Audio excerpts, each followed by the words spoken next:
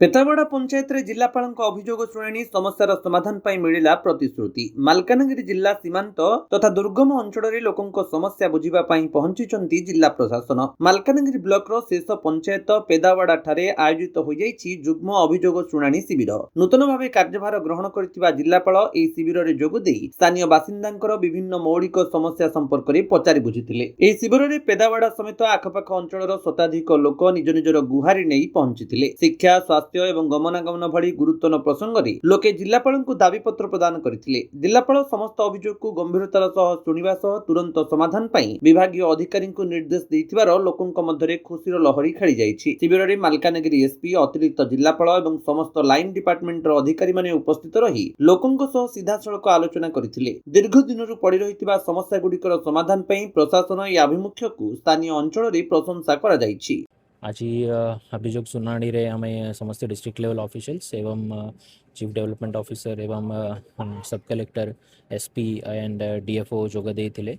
सो अलग अलग ग्रीवांसेस आसी ग्रीवांसेस आसी किछि अभियोग अछि सीसी रोड को नहीं किछि अभियोग अछि रोड साइड ड्रेन को नहीं किछि अछि कलवर्ट पाई किछि आपणकर अछि जोगाण विभाग पाई अभियोग अछि कि लिफ्टिंग थानार लिफ्टिंग पाई किछि अभियोग अछि स्ट्रीट लाइट पाई बहुत गुड़ा अभियोग कल्याण मंडप पाई आछि। So basically block level infrastructure एवं आरडब्ल्यूएसएस सो आरडब्ल्यूएसएस को डायरेक्शन दिया है कि जेतेका स्कूल गुड़ा अच्छी फर्स्ट जेतेका एजुकेशनल इंस्टीट्यूशंस अच्छी ताकू सैचुरेट करदेवे तार सैचुरेशन करेंगे एनश्योर कर अच्छी कि सबू स्कूल्स रे पानी जोगाण व्यवस्थित होवार अच्छी हेटा तांकर मेन काम रहा।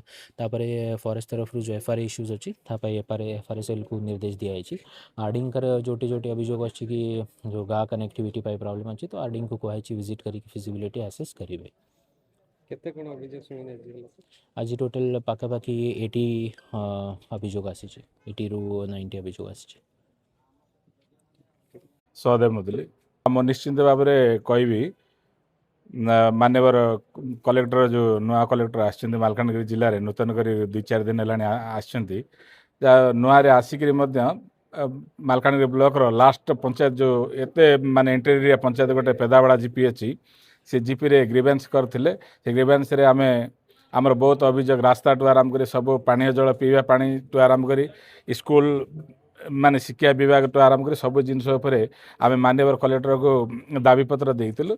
मान्यवर कलेक्टर सब कथा ग्रहण करछन्ती जेते दूर आशा निश्चित भाव में कहि से सक्सेस कला भाया मत लगुच बहुत विश्वास भी अच्छी बहुत सुंदर भाव में जो माने ग्रीवेंस करछन्ती सब 30टा डिपार्टमेंट सब आसते सब डिपार्टमेंट को जार डिपार्टमेंट को सी सब माने दाबीपत्र देकी कलेक्टर सारे निश्चित भाव में यहाँ फुलफिल करेंगे एति आम बहुत खुशी लगे। नुआ कलेक्टर आसिक नुआ आसिक 4 दिन भीतर माने एटे इंटेरियर जीपी रे आसिक सब ग्रीवेंस करछन्ती बहुत लोक मत खुशी 100 लोक बहुत ये माने समागम होते समस्त ग्रीवेंसटा सारे सब शुणिक जाइए। एसपी आसते मालकानगिरी जिला एसपी आसते जिलापाल आसते समस्ते आसिक सब डिपार्टमेंट ऑल डिपार्टमेंट सब आसते और बहुत खुशी लगे। मालकानगिरी बासुदेव जेना रिपोर्ट विश्व विजयी न्यूज ओडिशा।